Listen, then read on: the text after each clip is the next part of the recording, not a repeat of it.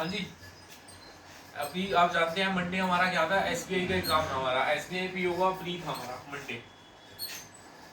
Monday हमारा क्या था जी, एसबीआई पीओ प्री।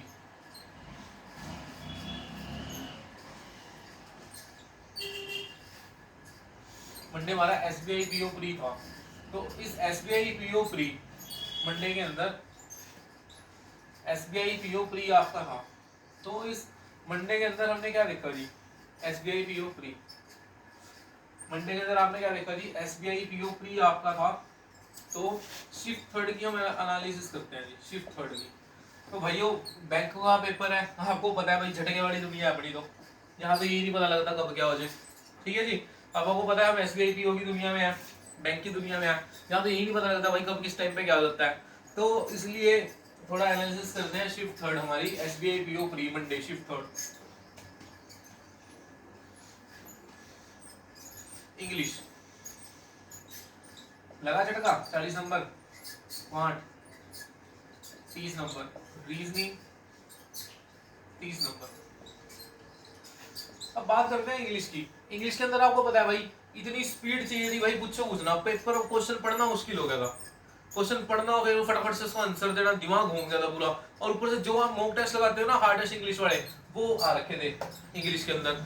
इंग्लिश के अंदर आपने देखा भाई लाइंस दे दी उन्होंने, करेक्ट सेंटेंस स्पीक आउट करो, इनकरेक्ट सेंटेंस स्पीक आउट करो, और अपना आरसी आरसी पढ़ने का लगा था टाइम, वर्ड छांटो उसके अंदर से। तो इंग्लिश ओवरऑल के कितना अटेम्प्ट हुआ बच्चों का, मेरे हिसाब से आई थिंक 34 गुड अटेम्प्ट है। 34 क्या है, गुड अटेम्प्ट है इंग्लिश का। अब बात करते हैं क्वांट की। अब बात करते हैं क्वांट की। तो क्वांट के अंदर मैक्सिमम 14 या 16 तो बच्चों के बचे हैं, 14 या 16। बीच बीच में से छाट के करने वाला था मैथ भी आपका। 2 डीआईयां रखी थी आसान सी थी, वो बढ़ गई थी डीआईस। 2 डीआईयां काफी आसान से रखी थी, वो अच्छे से हो गई थी आई थिंक बच्चों से भी, 14 16। फिर बात करते हैं रीजनिंग की। तो रीजनिंग कैसी रही आपकी ओवरऑल, रीजनिंग कैसी रही आपकी ओवरऑल।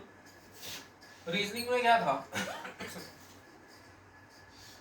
तो रीजनिंग की बात करें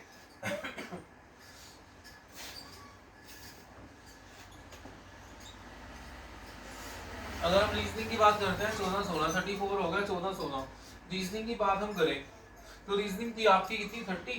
तो रीजनिंग आपकी कितनी पजल्स बची, रीजनिंग में आपकी कितनी पजल्स बची, 2 पजल्स।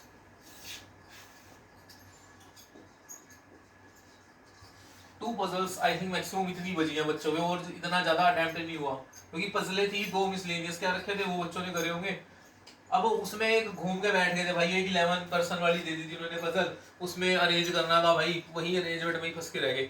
तो ओवरऑल रीजनिंग के अंदर हमें देखा जाए भाई पजल ही पजलें भरी पड़ी थी रीजनिंग के अंदर। तो देखा जाए मैक्सिमम 2 पजलें अटेम्प्ट हुई होंगी बच्चों में। तो ओवरऑल अगर बात करें तो मेरे हिसाब से भाई 45 से 50 गुड अटेम्प्ट में माना जाएगा, 45 से 50 भाई, इससे ज्यादा किसी का नहीं हुआ बच्चों का। क्योंकि रीजनिंग आपने खोली थी मेंस लेवल की दे रखी थी भाई पूरी पजल्स। क्वांट की बात करें तो कितना 14 या 16 इतने तो मैक्सिमम अटेम्प्ट हो ही गए थे बच्चों के, 14 या 16। इंग्लिश की बात करें तो 34 क्वेश्चन बंदों पे हो ही गए थे अटेम्प्ट। ये बात अलग है भाई अब की बार आरसी पढ़ने का टाइम नहीं मिला, आरसी पढ़ने का टाइम मिला तो कितना टाइम मिला, लास्ट के 4-5 मिनट रह गए थे तब जाके आरसी पढ़ा गया। अब आपको पता है भाई अब उतनी फास्ट आरसी पढ़ना और फटाफट से आंसर देना, आपको पता है दिमाग का क्या हाल होता है। तो ठीक है फ्रेंड्स, तो ये आपकी ओवरऑल एनालिसिस एसबीआई की, कौन सा एग्जाम भाई, एसबीआई पीओ प्री, शिफ्ट कौन सी थी, shift third, time 1 PM Monday. ये थी आपकी एनालिसिस। और किसी का कोई डाउट हो तो लाइक कमेंट में मेरे को बता सकता है। ठीक है जी, करें नेक्स्ट वीडियो स्टार्ट, अपने लेक्चर स्टार्ट करें।